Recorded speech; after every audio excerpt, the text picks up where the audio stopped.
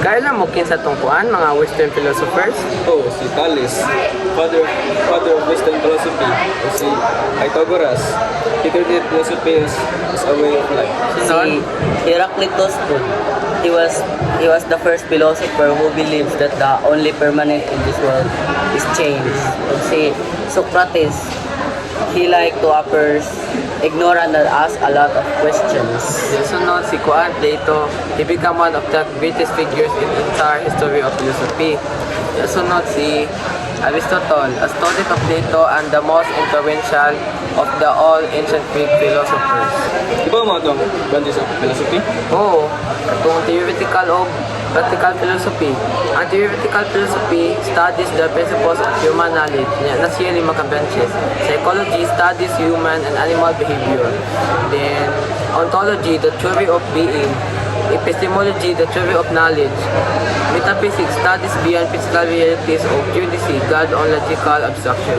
Sunod, Atong upan, to practical philosophy is a discipline that uses philosophical methods and insight to explore how people can lead wiser and more reflective lives.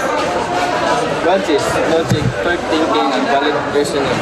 Ethics, right living, axiology, study of value. sunod kay ang approaches in doing philosophy niya na duha ka klase, ang analytic philosophy o speculative philosophy. Analytic philosophy examines and criticizes our fundamental concepts. Ang speculative philosophy po kay tries to find an underlying explanation. Speculative, coming conclusion that are not based on fact. Analytical, able to separate things into their constituent part or there to study, examine them, draw conclusion or solve a problem. Sunod, explaining the foundation of knowledge. Stages in the apprehension of concept for knowledge. First one is perception, the ability to see, hear, or become aware of something through the senses. Sunod, Sihan is abstraction. This is a process or simple apprehension or conception. sunod. Next is judgment. It's a mental act by which we assert or deny something. Sunod kay types of knowledge. Formal, a knowledge in the formal sciences whose main concern is the validation of their knowledge claims within the formal system their respective discipline. And empirical, it is developed through observation or experiment. Next is knowledge. Facts, information, and skills acquired through experience or education. Wisdom, the quality of having experience, knowledge, and good judgment. Next, distinction between truth, fact, and opinion and belief. Truth.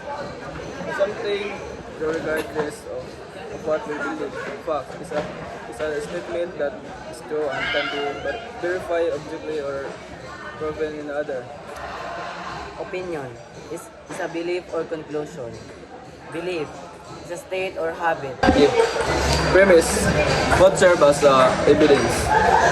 Conclusion, what is supposed to follow from the evidence. Inference, the process by which proposition is reached and affirmed on the basis of one or more other proposition accepted as the starting of the process. Sige, sige. Kalma. Nature of the learner. Body experiences sensation and feels pleasure and pain. Soul. Principle of spiritual acts. Source of intellectual abstraction. Self-perfection. Free visual solution. Sunod. Junel. Facility refers to things in our lives that are already given: gender, color, race, social status, gene, and etc. Special. Important being. Man is an infinite being man.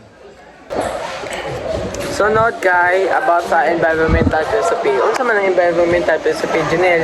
It's a fairly new subdiscipline of a philosophy. Sunod kay deep ecology. Ang deep ecology is a contemporary ecological philosophy niya. Next, social ecology is an offshoot of the movement against domination of exciting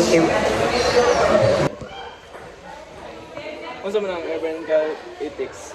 Kuan is a branch of ethics that studies the relation of human being.